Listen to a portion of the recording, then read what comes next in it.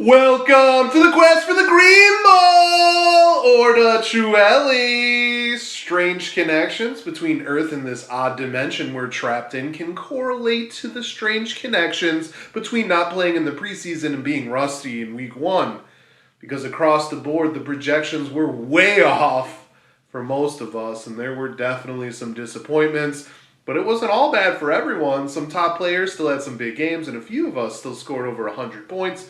Still, the Bengals bungling it up in Cleveland, the Giants looking like scared Fraggles against the Cowboys, and Jordan Love taking over ownership of the Bears. It was a week to put in the past for many of us, even for those who earned victories.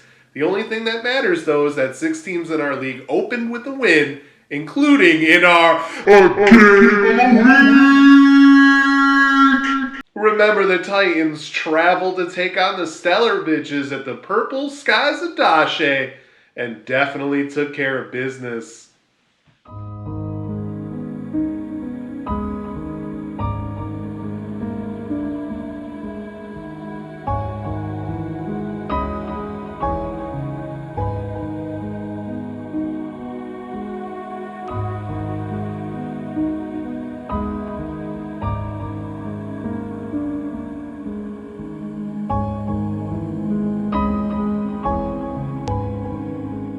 If anyone told me that defenses would be the difference in several games in week one, I would have been skeptical, but we are beginning to learn that the preseason might not be as useless as once thought.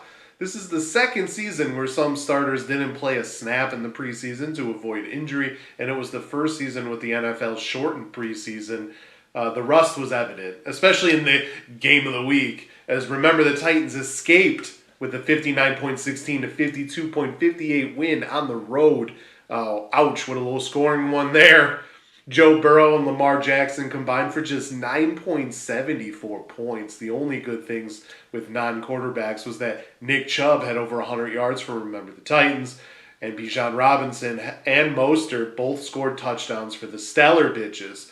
Nothing says how odd everything was this week more than the Saints defense essentially being the MVP of the matchup. In fact, Remember the Titans had no touchdowns, but the Saints collecting 3 sacks and 3 picks to go along with allowing just 15 points led to 12 points for the Saints defense.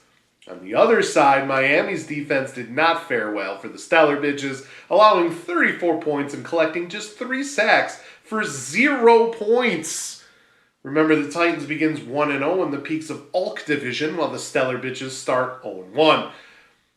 But what's more concerning is that both teams failed to crack 60 points. What a week one win.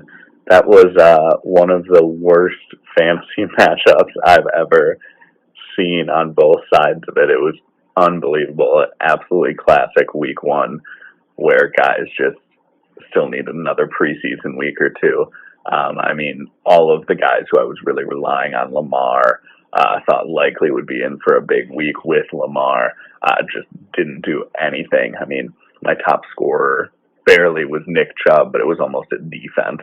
I was really, really dreading losing by like 10 points with Ayuk on my bench too, with his 24 points. So would have been hating that one come playoff time had I not somehow eked this out. So pretty happy to have won the first game of the week and be back on the playoff hunt. Hoping for a lot of improvement from my team for the rest of the year, and excited to see where this story goes in our new setting. Yeah, this is just 1 week. No need to panic yet. As we said, this is likely due to rust with the lack of preseason reps, and defenses are usually a little quicker than offenses this early in the season.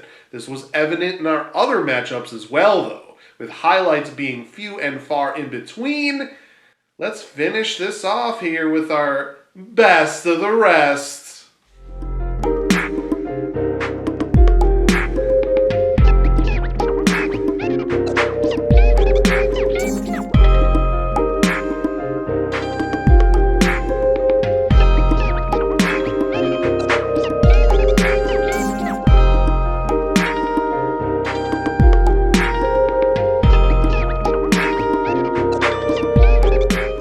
The multiple scoregasms handle Air Jordan and the other peaks of Òrdugh battle 94.24 to 68.72, thanks to 4 field goals by kicker Jake Elliott, including 2 50-yarders, and the 49ers defense allowing just 7 points and adding 5 sacks and 2 picks.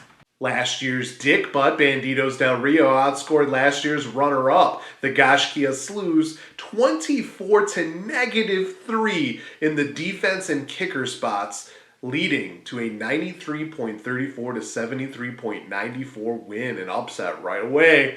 Two-time champion Loki Lebowski Thor defeated the Clash at Demon Head 87.5 to 62.54 in the other Flatlands of Skell matchup, thanks to wide receivers Ridley and Jefferson, who combined for 251 yards and a score as the top duo in the league. The best performances came in the wetlands of our own division, though. Risky Business crushed Green Acres 117.72 to 88.78, thanks to the Cowboys' defense tying the league record for defensive points in a week with 42, earning a shutout and also scoring 2 touchdowns. And the Siamese Dream Cats snapped the defending champion Elite Mother Tucker's league record 15-game winning streak, 107.16 to 94.82. Big time. Both of these teams were semifinalists as well. Running backs Aaron Jones and Tony Pollard combined for 209 yards and 4 touchdowns for the Dreamcats in a very good showing. A few other standouts in a subpar week of the offense. The Sun got Amon-Ra St. Brown had 71 yards in a score for the multiple scoregasms. Stephon Diggs had 102 yards in a score for Air Jordan. Christian McCaffrey collected 169 yards and a touchdown for Risky Business. Tyreek Hill probably had one of the craziest games for Green Acres with 215 yards and 2 scores, albeit in a loss. And Austin Eckler finished with 164 yards and a touchdown for my Gashkia Slews, although he banged up his ankle and my Slews lost.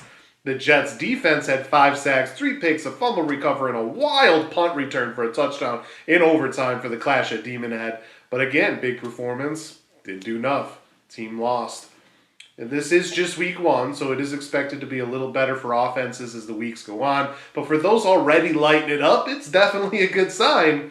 I do suspect that defenses will probably have their scores come down a little bit as the season progresses too. But right now, defenses seem to be pretty key in all of our games. Join me tomorrow as we actually will preview our next game of the week and learn about the Gofta of the Highlands. And before you go, check out the standings after week 1. Until next time, salut.